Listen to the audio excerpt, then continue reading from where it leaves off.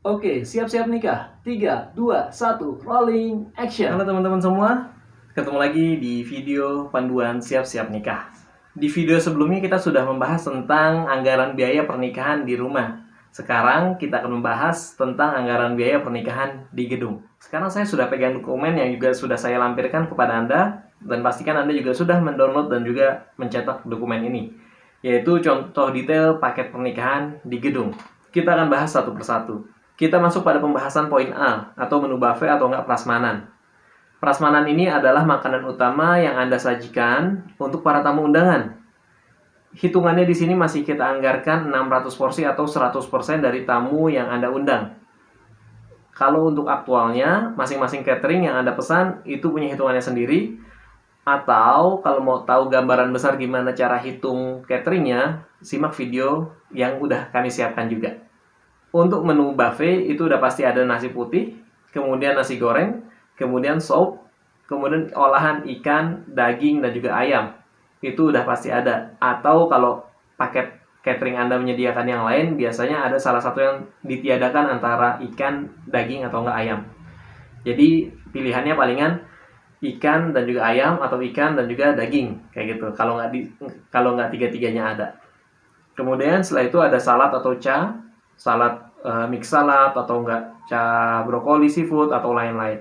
Kemudian juga ada kerupuk sambal dan juga air mineral dingin. Di situ juga harga satuannya kita tulis 65.000. Tentunya ini masing-masing gedung beda harga. Jadi yang kita kasih di sini adalah harga standar tanpa termasuk charge. Jadi gedung harga minimal yang belum termasuk charge. Dan juga yang sudah menjadi dalam satu kesatuan buffet itu adalah dessert. Dessert minimal ada soft drink atau enggak jus atau enggak es teh. Itu udah minimal. Kemudian ada mini snack, kue-kue yang kecil, pie buah, cake, dan lain-lain. Itu ada jenis-jenis, ada macam-macam. Yang ketiga adalah aneka puding beserta flannya. Dan juga yang keempat adalah buah potong segar. Di catering yang biasa kami pakai juga menyediakan bubur cendil, bubur sumsum, dan lain-lain. Ada juga yang menyediakan jajanan pasar satu tampah, ada yang menyediakan surabi, dan lain-lain. Masing-masing catering punya dessertnya sendiri-sendiri. Kemudian menu B, menu gubukan atau enggak stall. Ini untuk 600 orang, yang biasa kami gunakan adalah 5 jenis gubukan atau 5 jenis stall. Ada 4 stall makanan dan ada 1 stall es krim. Makanannya juga variatif. Ada aneka pasta atau enggak zupa sup, ada empal gentong, ada somai, dan sate ayam. Pastinya dalam rangkaian gubukan ini, kita perlu sediakan satu yang basah yang berkuah, supaya tamu-tamu juga punya pilihan. Mau dikasih 2 yang berkuah juga boleh. Untuk pemilihan menu gubukan juga perlu disiasati, yaitu perlu disediakan menu-menu yang cukup berat. Kayak empal gentong, ini kan udah pakai lontong, udah ada dagingnya, udah ada kuahnya, ada kentangnya, itu cukup berat, cukup mengenyangkan. Ini fungsinya untuk nge-backup jumlah menu buffet utama tadi. Sehingga diharapkan tamu-tamu yang udah makan ini udah cukup. Nggak perlu makan buffet lagi, atau setidaknya kalau makan buffet nggak perlu banyak-banyak. Kurang lebih kayak gitu. Untuk satuan harganya bisa teman-teman lihat sendiri. Ada yang 18.000, ada yang 21.000. Ini juga variatif. Masing-masing catering dan juga masing-masing gedung beda ketentuannya, beda harganya. Kemudian dekorasi, prinsipnya intinya adalah dari awal penerima tamu masuk udah ada pergolanya, kemudian masuk lagi ada gazebo-nya, gazebo yang titik 4. Kita sambil lihat gambar ya. Kemudian masuk lagi ada standing flower kanan kiri karpet. Masuk lagi udah nyampe pelaminan. Di pelaminan juga ada taman depan pelaminan, kemudian ada kursi di pelaminan, dan juga ada background pelaminannya. Selain dekorasi tadi yang sudah disebutkan, tentunya juga ada dekorasi catering. Itu perlu dikomunikasikan. Kalau kamu ambil di luar paket, itu perlu dipastikan dekorasi catering ini tanggung jawabnya catering atau orang dekor. Itu nanti perlu kamu tanyakan. Kemudian untuk dekorasi biayanya adalah sekitar 16 juta. Tentunya ini ada yang lebih murah dan ada yang lebih mahal. Jadi teman-teman tinggal diskusikan aja dengan keluarga mau pakai vendor yang mana. Kemudian kita masuk kepada poin D, poin busana rias pengantin. Busana dan rias pengantin ini, seperti yang sudah kita bahas sebelumnya, ini tidak terikat dengan gedung. Jadi teman-teman boleh ambil dari mana aja. Rias dan busana yang sudah termasuk dalam paket ini rata-rata yang pertama tentunya rias dan busana akad nikah pengantin. Yang kedua adalah rias dan busana resepsi pengantin di satu waktu dan di satu tempat. Jadi akad nikah pagi, resepsi siang itu yang dimaksud dengan satu waktu dan satu tempat.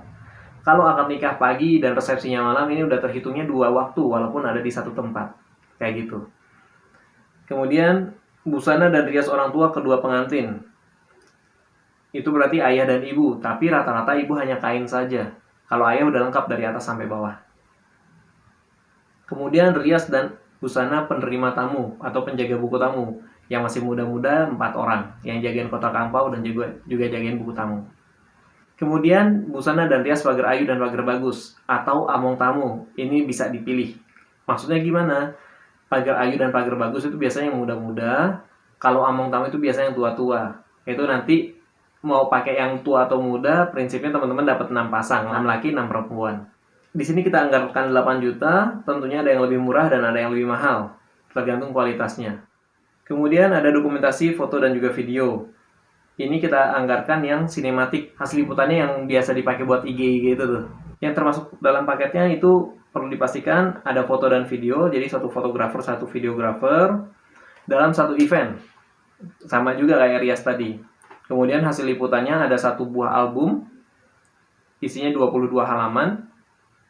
Kemudian satu buah foto kanvas, dan juga satu buah DVD hasil editing, hasil liputan atau enggak juga hasil fotonya. Sekarang juga udah banyak nggak pakai DVD, pakainya flash disk langsung supaya bisa lebih simple. Kemudian poin F adalah MC, akad, dan resepsi. Itu anggarannya sekitar 3 juta rupiah. Ini pastikan teman-teman pilih MC yang profesional di bidang wedding. Karena nggak semua MC bisa membawakan acara wedding, acara pernikahan, khususnya akad nikah. Saya pernah menemui kasus, ada teman saya yang menggunakan artis sebagai MC, artis senior. Wajahnya udah sering kita lihat di TV juga. Beliau seringkali menjadi host di sebuah acara. Tapi ketika acara pernikahan, ini nggak pas.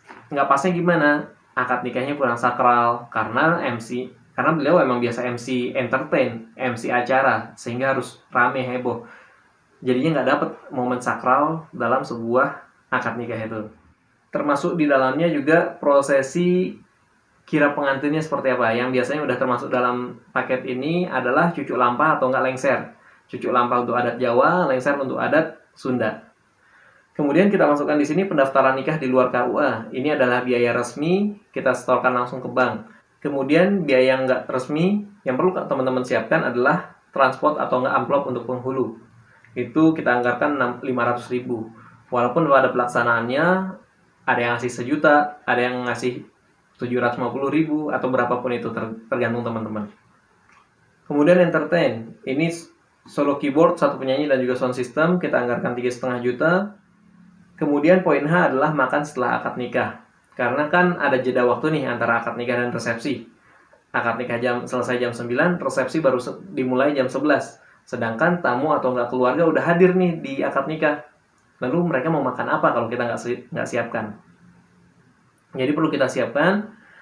Yang kita masukkan di sini adalah lontong sayur, ayam opor, telur balado, dan juga kerupuk, itu 100 packs. Kemudian di poin I ada sewa gedung. Sewa gedung itu kita estimasikan 10 juta. Tentunya ini akan perlu disesuaikan dengan gedung yang teman-teman pilih. Kemudian undangan, souvenir, itu juga ini sangat banyak pilihannya di luar sana. Teman-teman boleh survei, boleh cari-cari di luar. Undangannya kita anggarkan 300 pieces dikali 5.000 rupiah per satuannya. Walaupun untuk undangan pernikahan itu ada yang budgetnya mulai dari 1.500 per piecesnya, ada yang sampai 15.000 atau 20.000 per piecesnya juga ada. Itu banyak pilihannya. Souvenir juga begitu, tapi yang perlu diperhatikan adalah untuk souvenir kita anggarkan, kita siapkan lebih dari jumlah undangan. Karena kita perlu spare untuk keluarga. Supaya nggak terjadi keluarga minta 2, minta 3, minta 4 di meja penerima tamu. Sehingga tamu-tamu yang lain nggak kebagian. Kita mengantisipasi hal itu. Kemudian poin L yaitu hias seserahan. Jadi seserahan ini sudah mulai banyak vendor-vendor yang menyediakan jasa hias seserahan yang handuk dibuat angsa-angsaan atau bed cover dibuat angsa dan lain-lain. Intinya udah dijadikan bagus, jadi rapi. Budgetnya juga sekitar 50 sampai 150 ribu per piecesnya. Kini kita masukkan 11 pieces seserahan dikali 150 ribu sehingga ada hasilnya 1.600.000. Kalau mau kita kelompokkan, biaya pernikahan ini bisa dibagi jadi dua kelompok besar, yaitu kelompok fixed cost dan juga variable cost. Fixed cost itu biaya yang tetap, yang mau berapapun jumlah undangan yang teman-teman undang, itu nggak berubah angkanya. Yaitu biaya sewa gedung, dekorasi, rias busana, dan juga dokumentasi, beserta MC. Sedangkan yang variable cost-nya, catering, undangan, dan souvenir. Semakin teman-teman banyak undangannya, semakin besar biayanya. Jadi kalau teman-teman mau undang di atas ini jadi 800 orang, 1000 orang, 1500 orang, 2000 orang, itu yang perlu diperhatikan adalah variable cost-nya. Karena semakin banyak orang yang teman-teman undang, semakin besar juga biayanya. Oke, kurang lebih ini adalah hal-hal yang perlu teman-teman siapkan, anggaran biaya yang perlu kamu siapkan untuk menyelenggarakan acara nikah di gedung untuk 600 orang. Terima kasih, sampai jumpa di video berikutnya. Cut, kita bertemu lagi di video berikutnya.